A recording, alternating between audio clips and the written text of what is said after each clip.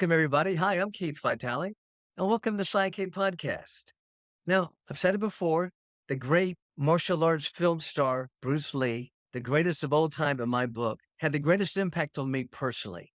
He also inspired millions around the world. So I wanted to share with you another one of my favorite fight scenes from one of his movies. Now, the one I'm going to pick is a fighter that he fought in most of his movies named Bob Wall. And Bob Wall plays a character O'Hara in one of the movies, but this guy is bigger than life. Now, he's no longer with us, and it's unfortunate because I wish I could have had him on the podcast and have him share his epic stories because he's a great storyteller. And I'll share some of the stories with you at the end of the episode. But I want you to take a look at some of the fight scenes that he had, not only with Bruce Lee, but these are all Bruce Lee movies. But just take a look at the Bob Wall character, and and you'll see what I mean. Take a look.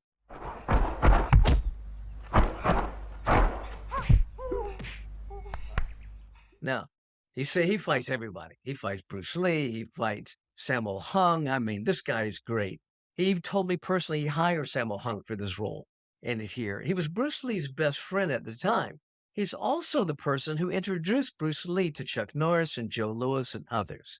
So I always loved spending time with him and hearing firsthand of his experiences, and especially experiences working with Bruce Lee.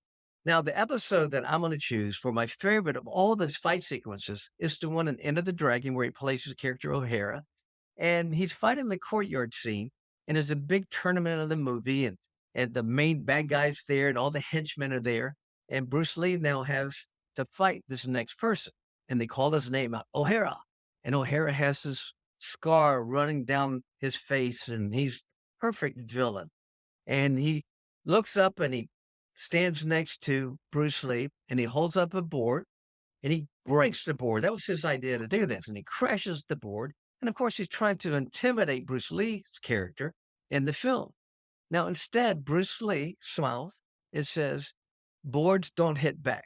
Now, that is part of our vernacular, that phrase in everyday language that we have now. That's the impact this movie had on the martial arts and the impact that this movie had on just on everyday American lives. So, what I like about this fight sequence is this: they start moving around, and at the time, Bruce Lee and Bob Wall, again, are best friends. They didn't get along with the director Robert Klaus, so they asked Robert Klaus not to even show up. I don't even know the name of the second unit director, but he did a great job. And what I liked about it was he showcased not only Bruce Lee's spinning kicks and all the different array of kicks, but you got to see Bruce Lee's personality, the way he moves around the ring, or at least the courtyard, his sneering, and you just saw his cocky attitude, and he was really a confident person on screen. And what I liked also is the way he would do the close-ups on both O'Hara's character and Bruce Lee's character. And again, it's the facial expressions that are telling the stories. And at the end of the fight sequence, you know, Bruce Lee takes out O'Hara and he's on the ground and he really loses the fight. But he's a coward, right? He's the bad guy. He takes some bottles, and these are real bottles, and he breaks these bottles. These are a breakaway. And then what he does, he tries to stab Bruce Lee's character, and Bruce Lee knocks away the bottle. And then he takes him out. And when he takes him out, he steps on him. You see this exaggerated facial expression, the intensity of Bruce Lee. That was Bruce Lee. You don't see the camera pan down to the person he's stepping on, Bob Wall, O'Hara. No, you keep the camera on Bruce Lee. And he's doing these gyrations with his face. And I don't know if there's not a martial arts kid or an adult who hasn't played around with those same expressions. And I've seen him in other films as well. So this one sequence, this one movie uh, take or not take, but scene had a great impact on hundreds of martial arts movies. So I really liked it. And Bob Wall told me the story that the glass was real, the bottles were real, and he really stabbed and cut Bruce Lee one time. And they had to shut down the production for about a week. And it was a hard shoot because every one of the takes, there's glass on the ground, and Bob Wall's having to fall on the broken glass and tear up his back as well. So he had to get new gis himself. So it was a tough scene. But here's a side note. A little story has nothing to do with the film, but is about Bruce Lee and the impact he had on me. And subconsciously, I didn't even know it. And I was the number one fighter in the country following in point fighting a great fighter named Bill Wallace, Superfoot Wallace. Now, Bill Wallace was the best fighter, I think, of all time in American history. And he retired one year and he went into full contact. Well, I was the next one on the block and I was the next new one. And I was the new one rated fighter is what I'm trying to say. And so sometimes Bill Wallace would come over to the tournaments I was competing in, and he would stand by my ring and I'd fight. And when I won, he'd come by and he would give me some suggestions. He would critique my fight. And one of the things I always thought was odd, he did not like my hook, my swing kick. Now, here's what Bill Wallace made famous. It's called a hook kick. And you see this all the time. Is when you kick somebody in the head. So you pick up your front leg and you kick him in the head with a foot. Well, see, Bill Wallace kept his knee stationary. It's never moved. He'd kick and bring it back. Well, what I did, I thought so at the time, and other people have credited me for creating this technique. It's called the swing kick. I'd go to kick somebody in the head, my front leg, and as I would go to hit them, I'd follow through and had a greater range of motion. I'd come through, and the kick went like this. It's called the swing kick. And he goes, kick that. Bill Wallace would go, I don't like your swing kick at all, but I used it effectively. I mean, it's one of my major techniques. So I thought this was like something special for me, and I created it until I saw this scene years ago. And I watched Bruce Lee in this scene, which has some of his best techniques ever, the spinning kicks and different moves.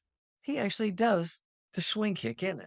So subconsciously, I saw this technique and I actually incorporated when I was a fighter myself. So I thought that was pretty good. And I was kind of proud that I got my technique from Bruce Lee. Now, again, I talked about this Bob Wall character. He's bigger than life. I wish he was with us. Oh my gosh, all the stories he told me. Let me just share one of the stories. It's unbelievable. And this is the kind of character Bob Wall was. We were on the set of Force 5, and Robert Klaus was the director, just like the director of End of the Dragon. And he was there with me. And we had about 50 to 75 of the top martial artists in the world. And we were all but used to stunt fighters. Uh, we had Joe Lewis was the star of this film, and he was actually there when he started telling this story. And I thought it was pretty cool because I was the number one fighter at the time, and pretty big deal. I got a chance to work with all these people, and Bob Wall and I were telling stories. And Bob says, "Keith, I got a great story for you." So he starts to tell me the story where he had this karate school. He used to own it with Chuck Norris, but now he had it with Joe Lewis. The problem was he was losing all of his students because Joe Lewis was beating all of his students up. Joe Lewis called him fresh meat. A new guy would come in, join the karate school, and Joe Lewis would work out with him and knock him out. You know, he was always working out, practicing. So Bob Wall was a smart guy. He made his millions in real estate. He was really a brilliant guy. So he thought about this and he came up with this idea of going out in the front of his school dojo, his school studio, and he'd get on the sidewalk and he'd wait for unsuspecting people coming by and he'd kind of look for the best candidate for martial arts. And then he would reach out, attack them, grab them, put them in the headlock, and drag them screaming back into the karate school. And they were screaming and crying. I mean, just imagine some big guy grabbing you and attacking you. He would sit him down and then he'd go, listen, I'm not going to hurt you. He said, I just wanted to let you know that if I was a dangerous person, I could have hurt you. And as a matter of fact, he had a book already prepared and he'd open up this book and go page by page, the most horrific graphic violence you've ever seen, and murders and killings and whatever. And so the people would be looking at it and he'd go, however, here's what I'd like to do. I'd like to teach you martial arts. I want you to join my karate school so this would never happen to you. And he said, that's how I got a lot of my students. Well, kind of giggled. I said, Bob, that's a great story. I just don't believe it. I just don't believe anybody could drag students in. Now, of course, today you'd be sued if you tried it. But back then, he said, no, I could do that. I said, Bob, this is hard to believe. He goes, oh, yeah, watch.